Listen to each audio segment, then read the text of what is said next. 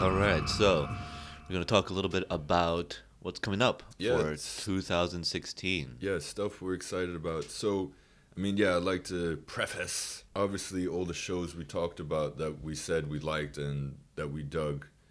It's kind of a given. We're looking forward to the next season.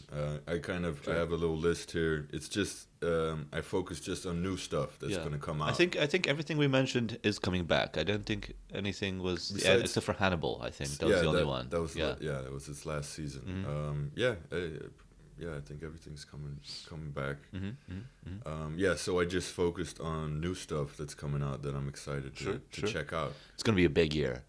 I mean, Huge. TV is just getting better and better and better, and now that Netflix and Amazon have found their groove. Yeah, now people like Hulu are kind of stepping their game up. A couple of titles I'm going to talk about. Yeah, Yahoo tried and didn't quite failed. Get there. Yeah, it was an expensive failure.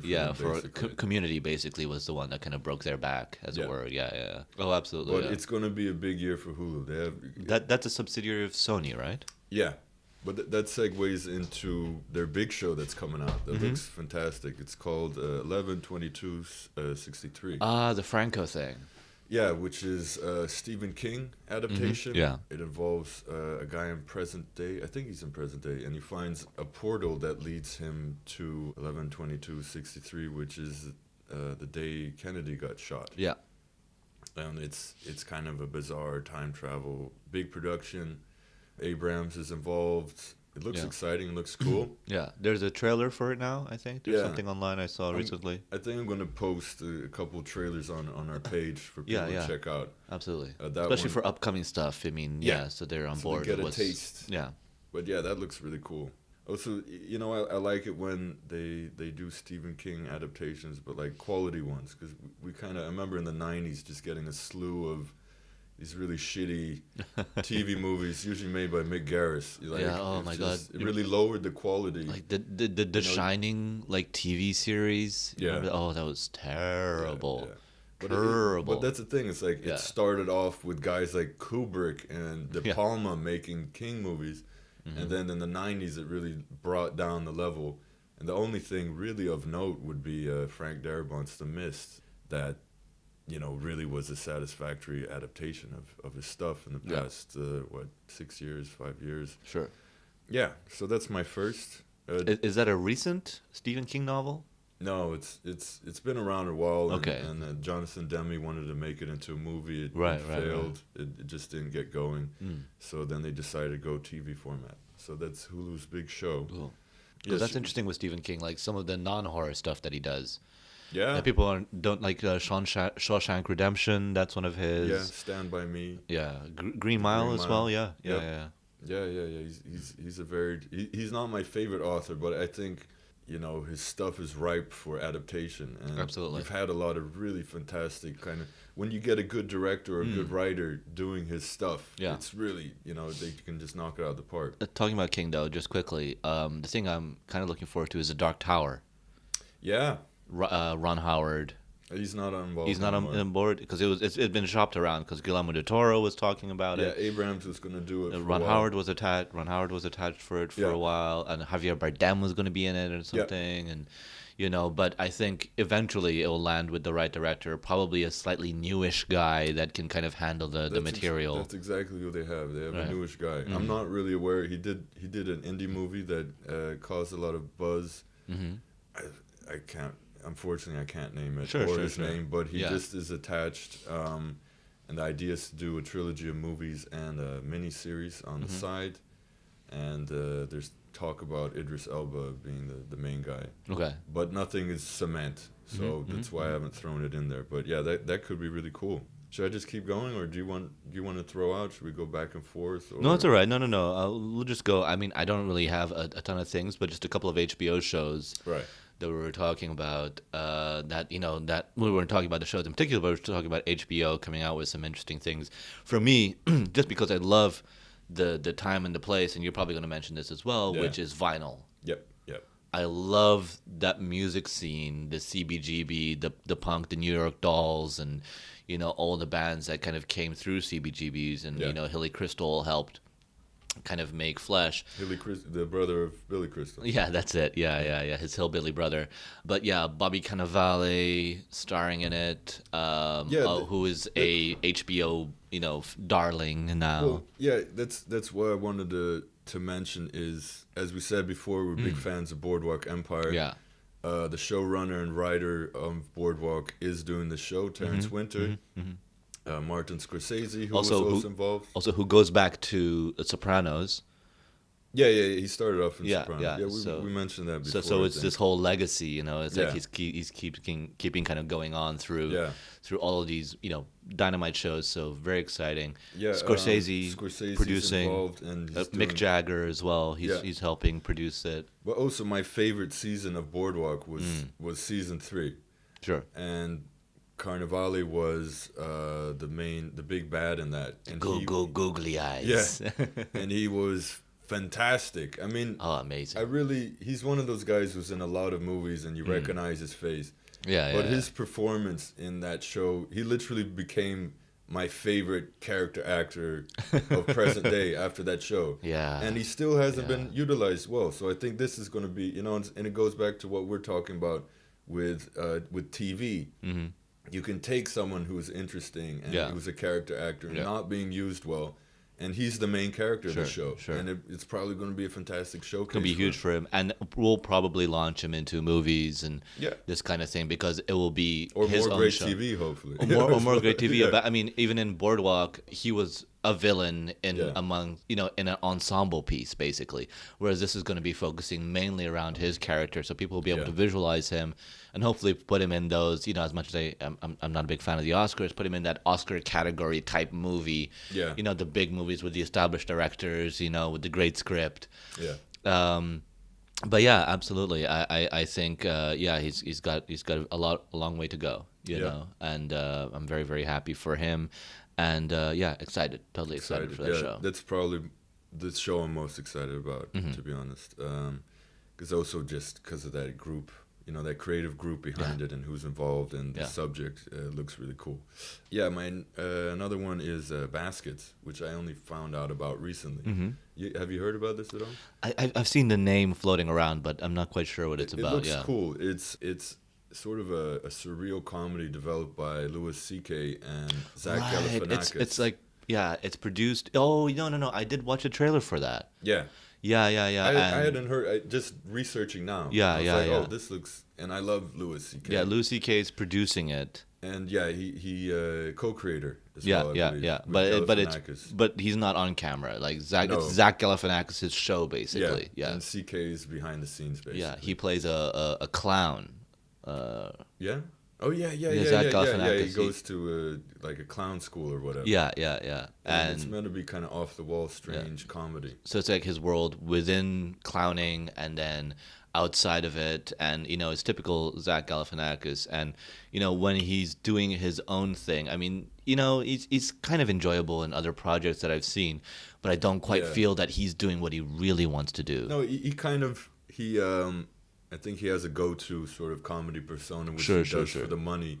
Yeah. But he's a really talented guy. I mean, you see his stand-up, and there's really something there. Or beyond, Between Two Ferns. Between Two Ferns. His webisode series. You're talking about stand-ups, the what's it, the Live at the Purple Onion.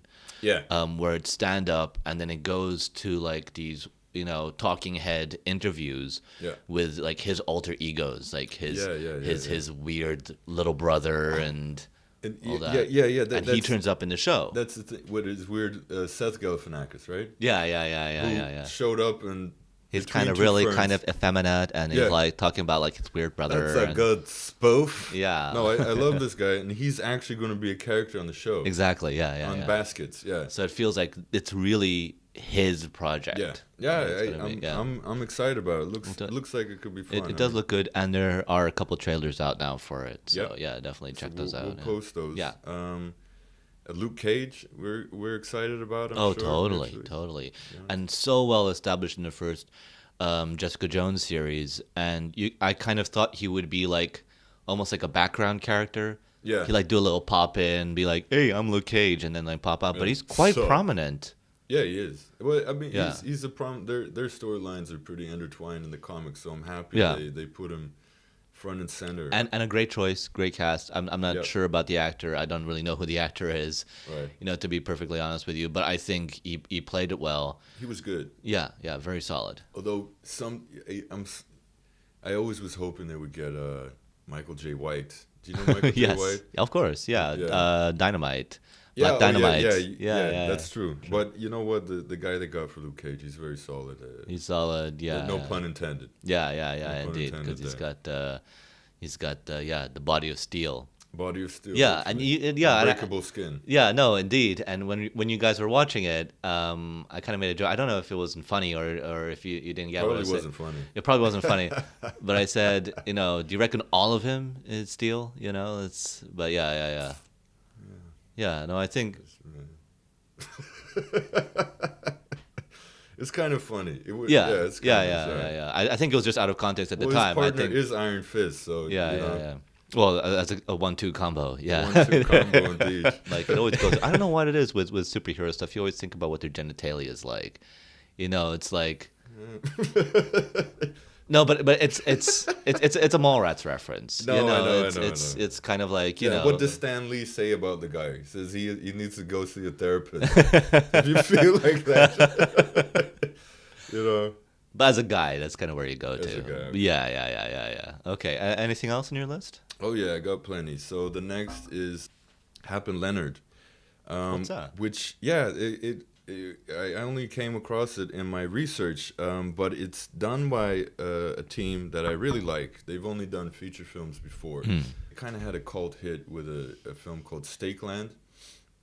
The guy's called Jim Mickle, and his writing partner and prominent star and supporting character in his movies. What the hell is his name? Fuck, I forget his name, but you can look it up. No, 2014 they did an adaptation of a Joe Lansdale short story called I love Joe Lansdale, by the way. Great short story writer. Pulp and noir, and oh my God, he one of my favorite short stories, which is I think it's called 50,000 Miles in the West or something. It's like a zombie thing, and I thought that would be such a great short movie. But he did one of the Nightmare, the Masters of Horror. One of the Masters of Horror episodes was written by him, and that the Don Coscarelli one, yeah, really good. But Joe Lansdale. Yeah, so they adapted Cold in July from him, which is a really good under the radar movie. Awesome, just kind of really gritty genre movie, but with a touch of class. Yeah, and their Hap and Leonard is an adaptation of Lansdale as well. Okay. And it's a miniseries. It's Michael C. Williams, another fucking dude. They're detective partners, and it's kind of meant to be pulpy genre thing. I mean, the sort of, it's more the behind the scenes people that have me excited about it. This was totally under the radar. I was like, holy shit, I got to check this out, because I really love Cold in July, and I've seen Mickle's other movies. Stakeland as well, I also recommend. Okay, so, cool. Yeah, that sounds exciting. It was cool to see what they would do. Yeah. One show I'm looking forward to, again, another HBO show, Westworld. Yeah. I mean, I'm a big fan of the movie. I think as much as I enjoy it, some elements maybe haven't dated quite as well. Yeah, I mean, in terms of the effects and all those kind of things. Yeah, and a lot of people took that concept. I mean, Terminator took a lot from that concept. Basically, yeah. Jurassic Park. Yeah. Oh, totally did. Both are based on Crichton. It could almost be, because they talk in the movie that there's other parks, and this is just one of the themed places. So Jurassic Park could be another one of those parks in their whole franchise, as it were. They have like Medieval World, and they have Westworld, which is the story focuses on that, and it's androids creating a whole Western setting. Exactly. Yeah. Tourists can go there and be cowboys and shoot the bad guy and all this kind of stuff. And Yul Brynner plays like the villain character of that movie. Yeah. And the robots go crazy, and all surprise, hell breaks loose. Yeah. Well, I mean, that's the thing. It was one of the first to really do this, and so many bigger things were inspired by it. Absolutely. So it's cool that they'll go back. They seem to From what I've seen, and I mean, Jonathan Nolan's involved, who's a fantastic writer. Yes. Part of the Chris Nolan kind of team. Yeah. Yeah, but just great writer. And cast. And HBO, and so they're spending a lot of time and money. Killer cast, like you said, Ed Harris playing the Yul Brynner role. Yeah, Anthony Hopkins. But yeah, from what I've seen, and it seems to kind of explore some interesting ideas with robots and humanity. Absolutely, and they're gonna update it. I really have that belief that they're not just gonna do a simple, almost like shot for shot homage. No, it's gonna be taking that concept and then moving a little bit forward and putting it in today's world, which I think is very relevant. And I'm not like, oh, it's sacrilegious. How dare you touch this movie? I think they're gonna be treated very carefully. Yeah. So yeah, very, very excited about that. Vice principals that came across, it's the Danny McBride and the same team behind the Eastbound and Down show, which I love. I love that show. Mm-hmm. So it's kind of a different side. He's a kind of this hapless vice principal taking over. Mm-hmm. I don't know much about it, but like I said, I love Eastbound and Down. Yeah, Eastbound and Down, such a great show. Again, I think somewhat overlooked. Yeah, in terms of a comedy series, I think again it's fallen into that cult status. I mean, they did a few series, HBO, but it's so strong, and again, very easy to binge watch. Danny McBride, it just knocks it out the park with this character, and Will Ferrell produced. I'm not a huge Will Ferrell fan, but it's produced by him, and it's basically the reason why I mentioned Will Ferrell, because it's based on a character that Will Ferrell played on SNL. He's based on an actual baseball player who gave this weird press conference where he was saying this kind of semi-racist, kind of somewhat misogynistic kind of stuff, which, Will Ferrell then kind of exaggerated on SNL. And that's where the Danny McBride character was the origin of that character, basically. That's interesting. Okay. Another one is Taboo, which Tom Hardy is the lead. Okay. Continuing his partnership with the writer Stephen Knight. Okay. They did the film Locked together, which was fantastic. And Stephen Knight also headlines Peaky Blinders, which Tom Hardy had a supporting role in season 2 last year. What a great show. Peaky Blinders. Yeah. Oh my God, Cillian Murphy. We didn't fucking mention it at all. Actually. No, Cillian Murphy, great lead in that show. Really interesting choice of soundtrack. Yeah, I think. Although sometimes the White Stripes get played a little too much. Well, they only did it in season 1. The White Blood Cells album. It was pretty much all of White Blood Cells they would use. But I love the theme tune. That's one of my favorite Nick Cave songs with Red Right Hand. But my problem is, kind of Scream franchise claimed that already. Right. So I was like, because Nick Cave has made so many good tracks. Right, sure. And I mean, I actually liked that basically for season 1, they pretty much only used Nick Cave and White Stripe tunes. It was like a consistent theme, Yeah.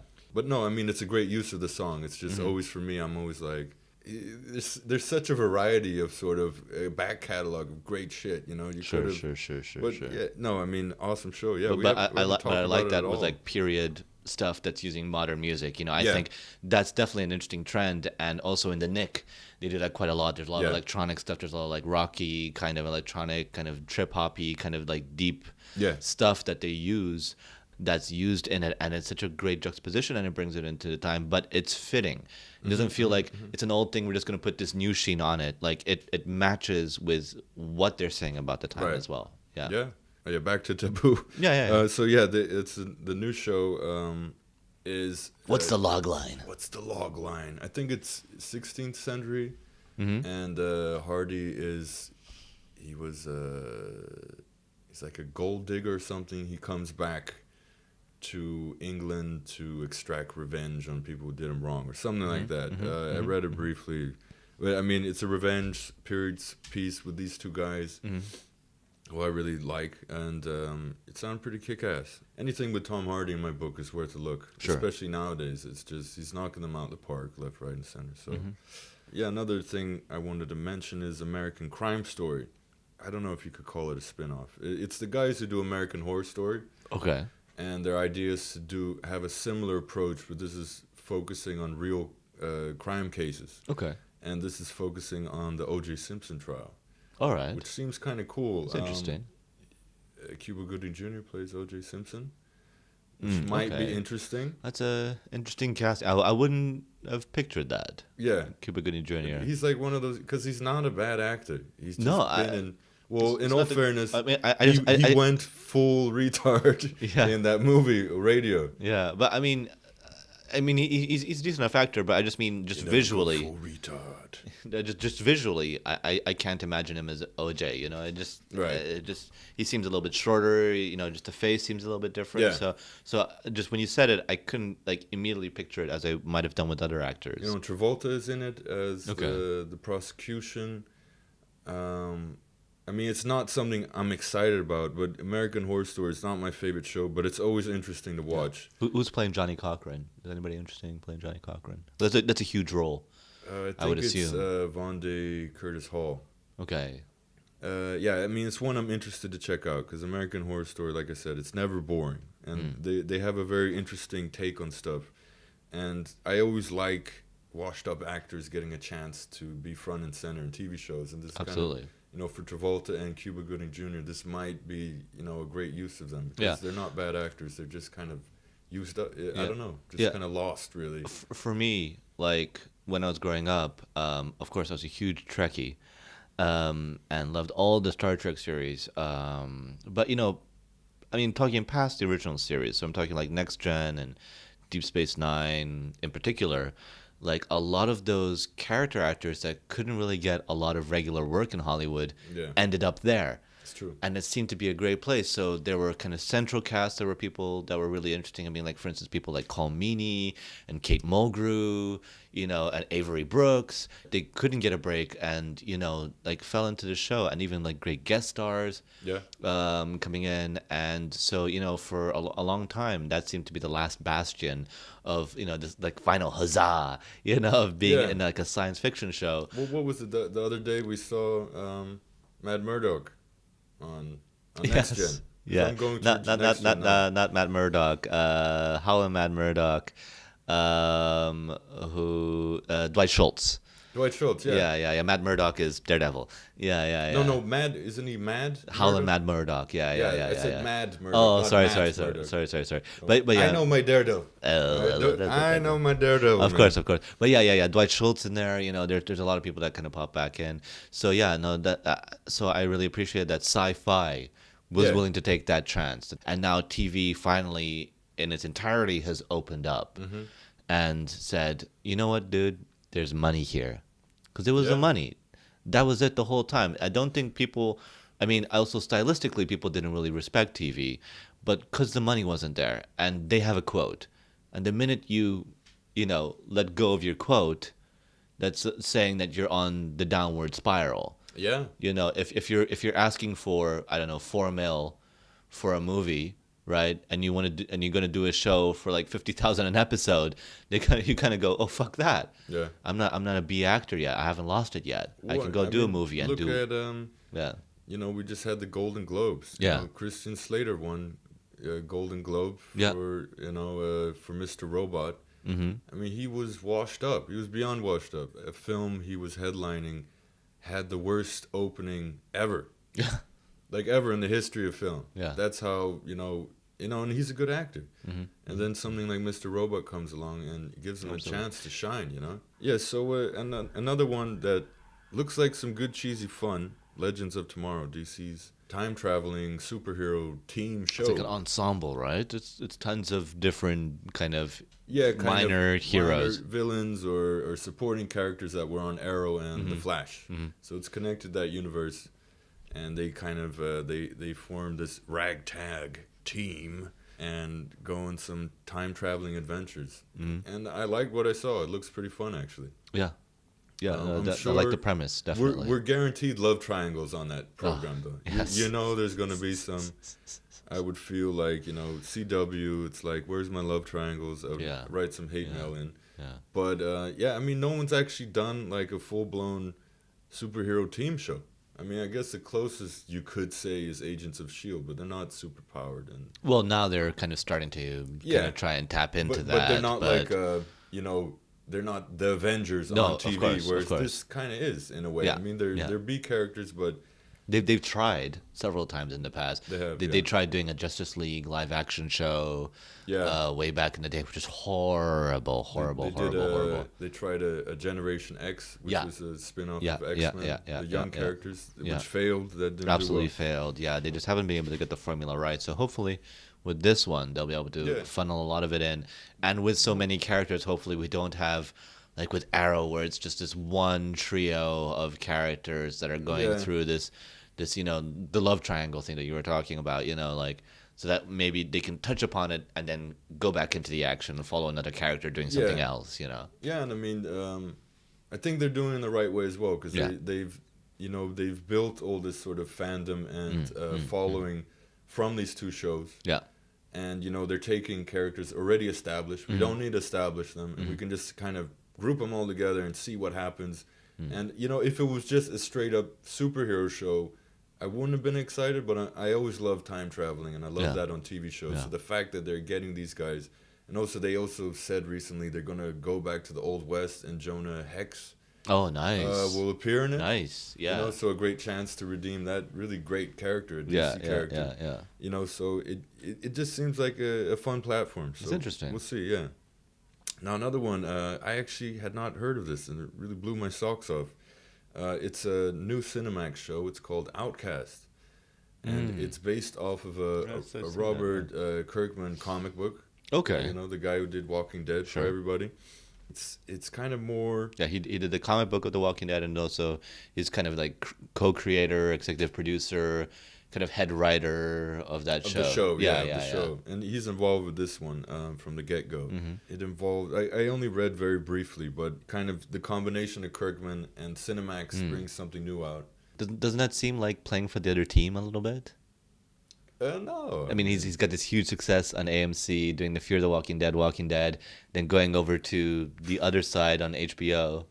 I mean, I don't mind. He doesn't owe AMC anything. They owe him everything, I think. Oh, absolutely. And what's so interesting about Kirkman at the moment as well, just quickly aside as a geek point, he's the head of Image Comics. Oh, he's heading Image Comics now. Oh, for the past couple of years. Cool. Which is why Image Comics has become the most interesting for him. Yeah. And he's just let writers do whatever. And all the most interesting comic books that are really out today are through Image. Doesn't this guy sleep?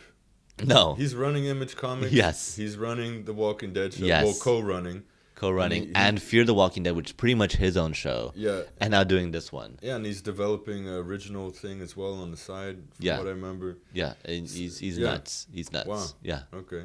Maybe he clones himself. I think so. But yeah, this it involves a guy's family was possessed by demons, and it's sort of like that's flashback format, and then they're it's kind of his past, and he's trying to redeem himself, something like that. Yeah, there's no trailers out, nothing like that, but just a combination of people involved sounded pretty exciting, and I'll pay attention to that. Yeah, just for advice for people in general, and this might sound pretty obvious to some people, but might not be for others. But if there's a show that you like on a network that you admire, just fucking go onto their Wikipedia page and see what's coming up. Oh yeah, and stay up to date. Yeah, that's what we do. That's how we find out about these shows, is that we go onto these pages and we go, what's coming up, and then we see the names that are attached to it. And we get excited for one reason or another around it. So I definitely recommend mining Wikipedia, mining IMDb, to find out what these people are doing outside of that. Definitely. So the next one is the second really big show coming out from Hulu. It's called The Path. Okay, I don't know that. No. Killer cast. Yeah. Aaron Paul is the main guy. Okay. He's been way underutilized since since Breaking Bad. He hasn't found that role really that has done him justice. Yeah, Jesse from Breaking Bad, yeah. So, bitch. Yeah. Yo, bitch. Yeah, the character could get annoying a bit, but he also did some stellar work, especially the final season of Breaking Bad. Yeah. The guy is talented, Did Need for Speed do any well? Did that? No, not really. Because they were trying to tap into that Fast and Furious kind of franchise. Yeah. And so he didn't. It wasn't that successful. Yeah, no, they should just do a crossover called The Need for Fast and Furious Speed. Yeah. I think that would be that's the one to do it. I think he's better suited for TV. This looks pretty cool. Also, Hugh Dancy, who's Will Graham from Hannibal, which I love. He also has the same thing. His character could be really annoying on that show, but he had some stellar moments. Okay, the man is talented. So I'm interested to see what they do. This show is kind of this sort of troubled family is overtaken by a cult figure who influences them in weird ways. Yeah. It's not horror or something. It's more psychological. Trailer's up. I'll post on the thing. It looks pretty cool and interesting. I think it's launching soon as well, in February or something. Okay, that's cool. So yeah. There's just looking over your list now. There's actually one there that I got curious about recently, which is The Get Back. Yeah. Oh no. The Get Down. Oh, The Get Down. That's it. Yeah. The Get Down. HBO as well. HBO. Yeah, it's going to be a big year for HBO. Yeah, absolutely. And it's basically kind of a 80s, it's kind of like birth of hip hop. Birth of hip hop, but with the story of The Tempest. Shakespeare's The Tempest kind of running through it. And it's done, love it or hate it, by Baz Luhrmann. He directed the whole thing, so kind of... So Baz Luhrmann of, like, Romeo and Juliet, Strictly Ballroom... Yeah, Great Gatsby. Moulin Rouge. Like I said, he's a bit love it or hate it, but he is A-list. And it's kind of continuing this trend of getting major directors. And he's directed all the episodes. Yeah. And I think... the combination of him doing something with HBO could be interested. I like some of his movies. Other movies, I'm not a big fan, but they're never boring. I quite like Strictly Ballroom. That's one that really kind of grabbed me. I really like Romeo and Juliet. Yeah, that's probably my favorite. Okay. Yeah. And he's doing Shakespeare again. Sure. I mean, it's one that could go either way, but it's definitely one I'd be curious to look at. Sure. Yeah, no, it looks really interesting. There's a trailer up. All these things that we're mentioning, and if there's a trailer available, we're gonna be putting them up on the page. Put them up for sure. Yeah, so you can take a look for yourself. Mm-hmm. So I'm sure this is kind of on your brain as well. Preacher. Absolutely. Yeah. I mean, initially, when I heard Seth Rogen was gonna be writing it and kind of developing it, I was just like, oh no, it's gonna be some like wacky, stoner thing, like it's not gonna take it as seriously as I kind of really wanted it to, but it does seem like they are genuine fans. Yeah.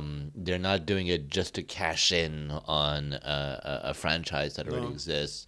And the thing is, we forget Rogen and his writing partner Evan Goldberg. Yeah. They've written a lot of stuff. Yeah. They're no pushovers when it comes to writing, actually. This isn't their first foray. Yeah, they've done a lot. Yeah. They've actually, Rogen has kind of come up as a, big comedy star, and I'm tired of his whole persona, to be honest. But most of their memorable movies, they worked as, co-writers. And like Superbad, I love it. It's probably my favorite comedy of the last 10 years. That's such a rewatchable movie. They both wrote that. But then some more like serious movies like 50-50. Yeah, which they both wrote, which was great. That was a really fantastic movie. Yeah, Joseph Gordon-Levitt. Yeah. And in a way, the fact that they've stepped back, Rogen's not in it. Yeah. We probably should mention it quickly. This is a really famous and sort of cult classic comic book. Yeah, by Garth Ennis. That they've been trying to make into a movie for ages and failing. And AMC from Walking Dead fame has picked it up. Yeah, there's been a lot of people attached to it. It was going to be like a movie for a while, like a feature film with like James Marsden. Was meant to play the main character, and Sam Jackson as Saint of Killers and all this kind of thing. And as interesting as much as I love Sam Jackson, wasn't quite the right casting. I was just trying to cash in. And then for the longest time, and this is what we were most excited about. This is even pre-Walking Dead, is that we were kind of excited for the Preacher TV series. Yeah. Because it was announced. Yeah. It was fully announced. This is what's going to be happening. Yeah. And then they changed heads. Yeah. The head of HBO changed, and they dropped it. Yeah. And we were just like, oh my God. Because they were basically what they were going to do is with every single issue was going to be an episode. Yeah. So, and that's insane when you think about it, because there's a good 7-8 books. Yeah. So it was guaranteed 8 seasons to finish it off. Yeah. and 50 unless minutes. Unless it was unsuccessful. Unless it was they would have axed it in a minute. Absolutely. They don't waste time with that but, shit. in terms of what happens in the episode, in each issue, and then to portray that in the episode, we were all super excited because they put the time and the money, because, if you haven't read it, there's a lot of big stuff that happens. There's a lot of effects that you have to pay for. There's, a lot of actors, a lot of staging that needs to be done. And it's really controversial subject. It's very, very controversial. Yeah. It's a kind of this preacher. It's a hot potato subject. Yeah. There's a lot of things to do with religion and all this kind of thing. Yeah. And it's not an easy sell to a network. So we were like, thank God we were trying to cling on to it. And then when it dropped, we're like, yeah, nobody's going to pick this up. Well, Sam Mendes was going to make it into a movie for a while. And then he's just like, I can't crack it as a movie. And then, AMC kind of, they've been doing it for a bit. They've kind of picking up, not AMC, because of Walking Dead, it's become popular to kind of pick up more culty comic book titles and make them into shows. And then, you attach, as much as you might not be a fan of Seth Rogen, attaching a name like Seth Rogen onto it His name gets it made. Helps it at least put it in front of the right eyes. Completely. Yeah. Yeah. Because, they might have not read the comic, but they're like, oh, what, Seth Rogen wants to do a TV show. Kind of what I'm on the fence about is they're taking the same approach as Walking Dead, is that they're not completely sticking to the source material. They're going to have twists and turns and change it. You'd have to. It works sometimes on Walking Dead, sometimes it hasn't. Yeah. I don't want to see an episode and go, oh, I know what's going to happen at the end, and this is going to be the big twist because I've read the comic book. Well, I don't know. Sin City they did that, and I loved it. I loved every moment of that I think there's movie. certain beats that you have to hit, but in terms of the big twists, for fans, like watching it, you don't want to be bored because it is also kind of fan service at the end of the day. So, you have to veer off and maybe give them a little, not to go completely off the beaten path, which is what they kind of did with Walking Dead. They completely tonally moved away from where the comic books were. No, but they brought it back. They brought it back. I'm talking about season 2 and all that. They tonally kind of completely moved away, and then they veered back, and then they brought it to a good place. So as long as tonally they keep it in that place, I'm not that precious over they didn't, this thing didn't happen or that thing didn't happen. As long as the characters are portrayed in a great way, and like I said, the tone of the show is handled correctly. Fair enough. You've convinced me. Okay. I'm excited about it. I'm a little cautious, because it's such a milestone of comic book storytelling. Absolutely, and there's one of my favorites. Like we said, so many issues, and there's a very specific kind of tone to that piece. It's very controversial. They're talking about a lot of serious issues, but in a very black humorous way. It's going to be hard to get right, but I'm rooting for them. Yeah, and beyond other comic books, is so cinematic. Yeah, no. Like you could literally cut up the comic book and make them the storyboards. Yeah. Of the show. Like it just really works in a cinematic way. Yeah. And understands the nature of cinema. But yeah, very excited. Another one that I came across. It's one of Netflix original ones. Wait, is the Get Down HBO or Netflix? I think it might actually be Netflix. I'm not sure. I misremembered that. Yeah, it might be Netflix. Yeah, go on. I'll keep talking. He's looking it up. So, Netflix one is a show called Love, which is... I'm not the biggest fan of him anymore. I used to love this guy, but Judd Apatow, it's a show he's doing. Kind of, I'm not ecstatic about it, but why I'm a bit excited is he's done 2 TV shows before. Netflix, The Get Down? Okay, sorry. It wasn't HBO. The Get Down is Netflix. Back to Love is Judd Apatow did two really underrated shows, Freaks and Geeks and Undeclared. Yeah, like Freaks and Geeks in America is actually quite a big thing, but outside of America really hasn't tracked that well. It's on Netflix. Everybody on that show blew up. The fuck. We just mentioned Seth Rogen. He started on that show. Yeah. James Franco started on it. Yes. Jason Segel started on it. Yeah. Paul Fahey, who was the co-creator, he did Bridesmaids. He's doing the new fucking Ghostbusters movie. Yeah.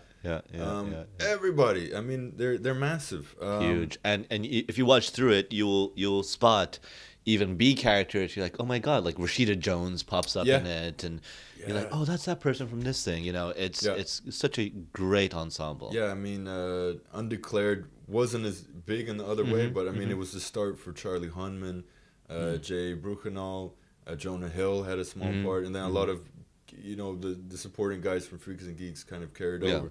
But both of these shows were canceled in the first season. Yeah. Well, I really loved it. I think it's the best thing he did. He did both of them with Paul Fahey. I can't remember if Love is with Fahey. I think Fahey's too busy, actually.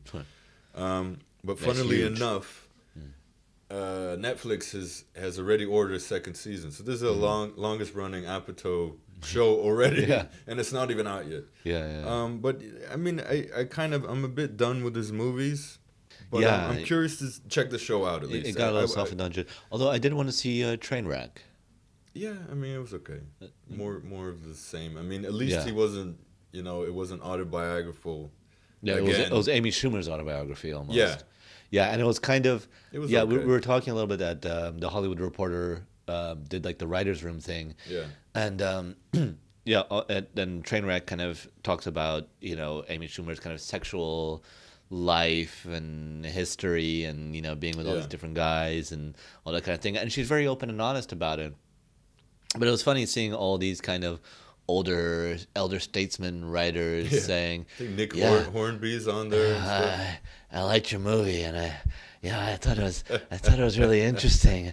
Yeah, the stuff you were doing, and it just kind of felt like a little bit like, eesh, we get it, I think Apatow could be good at doing that, is to help other people realize their projects. Well, I mean, he's still incredible at that. I mean, he's a guy who really can spot talent. Absolutely. And he can give him a place to flourish. And really, I mean, most of, the top guys in I mean, even Will Ferrell was a guy. He produced Anchorman. He produced Ricky Bobby.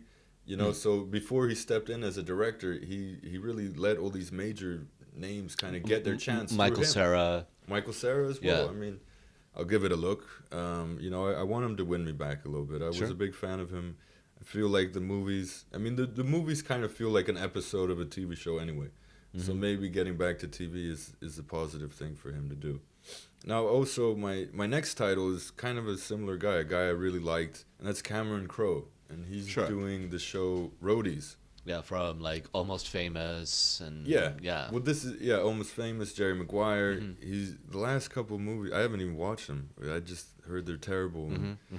He kind of lost me at Elizabethtown.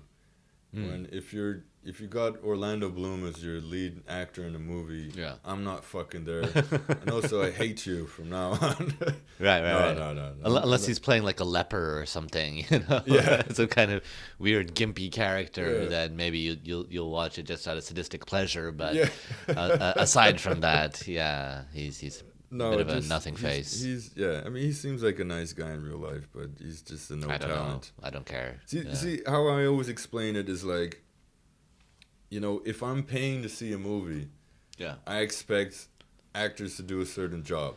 Yeah. It's like if I pay someone to if I pay a plumber to fix the plumbing in my house and they do a shitty job, I'm going to be pissed off. Well, I want to see, this is the thing. I mean, to talk on that analogy, if I hire a plumber, right, I want him to do the plumbing. I don't want him to walk in and go, I'm a plumber, and basically do nothing and then go home and you have to pay him anyway. Yeah, exactly. And like the thing is still fucking broken, and I feel that with Orlando Bloom and a lot of actors like that. They go, I'm being this character. And they're like, no, you're Orlando Bloom. No, that's a bit enthusiastic he just kind of shows up and does his two facial expressions. Yeah. One is like, I think I'm holding in a fart. And the second one is, I think I smelled someone else's fart. And that's it's mine. His acting. And I kind of like it. But, that's all right. That's it, yeah. Let's not get sidetracked. So, Roadies. So, it's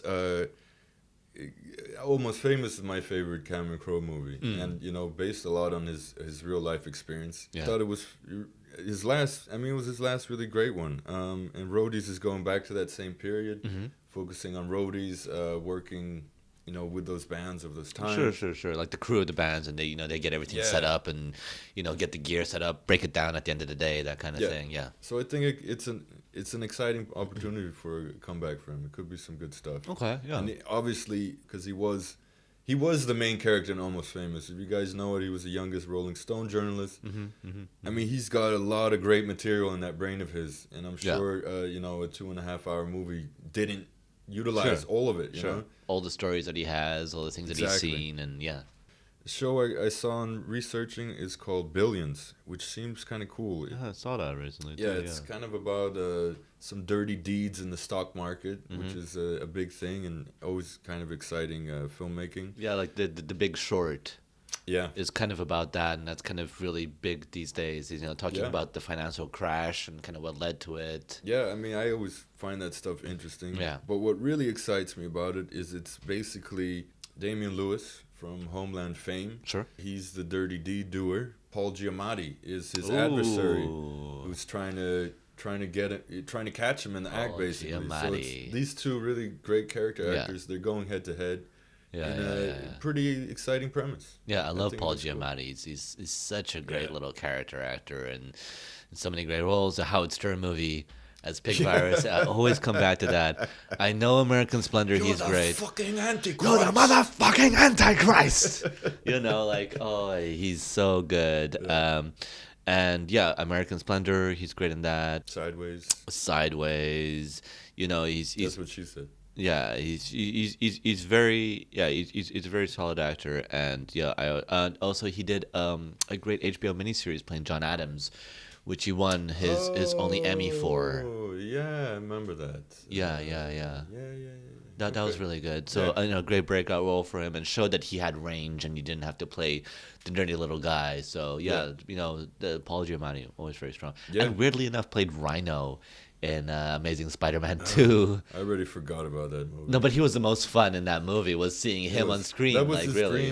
dream. He really, absolutely, He really self-promoted himself in that one. Yeah. Yeah, he was kind of fun in that, but I really forgot about that movie. That was a mess. As Hollywood has as well, because they're rebooting Spider-Man again. Yet again. Another one seems interesting. Yeah. I will give the pilot a look. Is called Colony. Colony.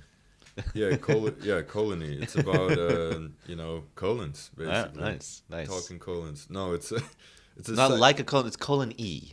Colony. Colon it's not E. quite a colon. It's colony. Yeah, it's go on. Ecstasy for colons. That's what it is. It's USA Network.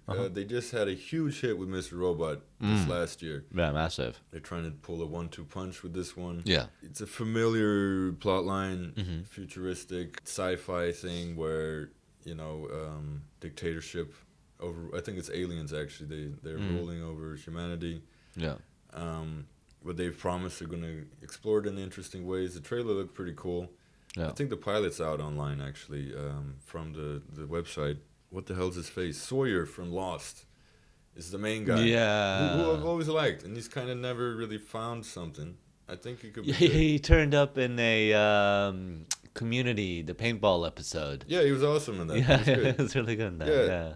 I mean, I was, he was, all the housewives loved him. I thought, he was a pretty interesting talent. Never really found his second wind, so he's the headliner. The thing that has me a bit worried is Carlton Cuse is showrunner. He has a habit of kind of he's the showrunner on The Strain. Oh, right. He's the showrunner on Bates Motel. He's a bit hit and miss with me. He for all the good stuff he brings a lot of bad stuff as well. He's such a pro at being a showrunner that he gets stuck in a lot of the formula of filler episodes, red herrings, bad red herrings, I should say. Just kind of really unremarkable kind of filler shit. Because that's the issue with TV, especially network TV, which is that you budget in a certain way. It's not like every single episode has the same amount of budget. You kind of move things around. You go, okay, first episode, last episode, main amount of budget has to go on these shows, and these peak arc points, and then they, inevitably you don't have infinite amount of budget, so you have to economize and do like what's called like a bottle episode, where you're like stuck in one area or something like that, or you're using really limited sets, and it's just how you use that creatively. And, either you go more into the characters or you go into the storyline a little bit and you talk about that. And you find an interesting way of not having to have tons of stuff happening, tons of actors and tons of locations. But I mean, there's a lot of sort of worn out crutches that these guys use. Absolutely, yeah, because of that. He's because one they're of the used guys to that, that uses it. I mean, he brings a lot of good stuff to the table as well. So, I'm not going to totally shit on him.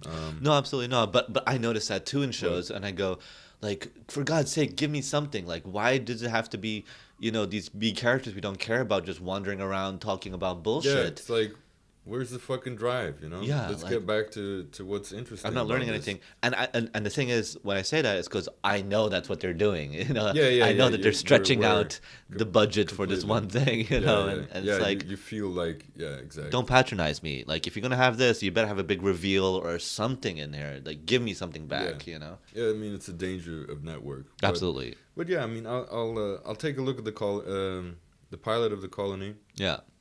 It could go either way. Sure. Who knows? It might be a little sleeper hit. And like I said, USA, they want that, they want another huge success. They got some good momentum on them. Yeah. So who knows? And, with momentum comes money. And money means good people. Yeah. And, it's like you go and you watch a show and you're like, well, why doesn't, so-and-so, like, why doesn't, Scorsese work on this? Why don't they get, Frank Darabont on this? Or, somebody who made, because they don't have the money. Why don't they get Frank Darabont on it and then fire him for no reason? Let's do that. Exactly. Yeah. All that effort and they're going to get, but what I mean is like, if you don't have the money, these people, they're not charity cases. Yeah. Even if they like the project, you still have to fucking pay them. No, true. And so if you do have a success and you do have the money, everybody knows in the industry who's good and who's not. Yeah.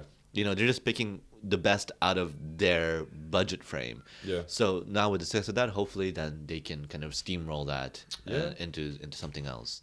Something I caught a trailer for the other day. It looks kind of cool. Yeah. It's called Outsiders. It is. That sounds so familiar. Yeah. Yeah, it's this crazy hillbilly family, or should I say community? Actually, it's because they're massive and they live up in the mountains and they clash with the police force. They're kind of survivalists. I don't know if it's that. They're just sort of. They've always lived in these mountains. They have their own way of doing things. Yeah. People that wander up there go missing, so you just leave them alone. Right. But I think. But that's what I mean. They kind of want to be. They kind of want to secede from the state, and they want to not pay any taxes and live on their own land and claim their own land. They're like gypsies kind of thing. Yeah, like gypsies. So I think it's some business dealings that forces the police force to make a move from this territory. Huge war breaks out. Sure. Looked pretty cool. I liked the style of the trailer. It was very cinematic. There's an opportunity here for some really cool storytelling. Sure. It might, it could also become very typical. Right. I'm willing to take a look at it. Yeah. A couple of interesting actors in it. Ryan Dunn from, oh no, not Ryan Dunn. Ryan Dunn. Resurrected. Ryan, oh man. Gosling. I really should put my laptop in front of me. I'm really failing here. It was like the big guy in Sons of Anarchy. Oh, you wouldn't know. Anyway, yeah, fuck it. Oh, David Morse is in it. I like David Morse. I'll just post the fucking trailer and stop talking, embarrassing myself here.